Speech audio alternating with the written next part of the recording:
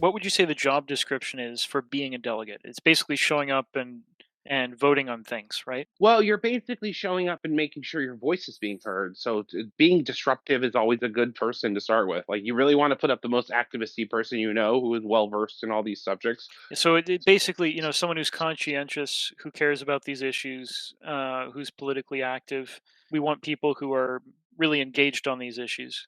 Yeah, yeah, yeah. You want the more engaged, the better. But at the same time, it can come a point where you're just like, I just need to fill seats. This is about like 3,800 people or something. Yeah, It's a lot yeah. of people. If I guess if we don't take action, then I guess the thinking, as you were kind of describing, had happened in previous years, is that the Democratic insiders have this air of being preordained for the Yeah. delegate seats. If the delegate Um, seats don't get filled, they get to handpick them all. The biggest argument against this that I've seen over the years is, well, we're just going to let the party die. The party is going to die without our support. First off, not true. Number one, not true. And number two, they have no problem filling these positions with assholes. Just no problem at all. That's such a ridiculous. There are thousands of people. They just don't want to do the election process.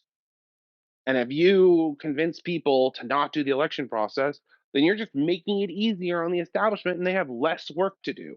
At it's the almost very least, we should make them work for it. it makes about as much sense as saying I'm going to protest the upcoming election by not voting. Doesn't make sense. Does not make sense. If you want to protest the election right now, this is where it starts.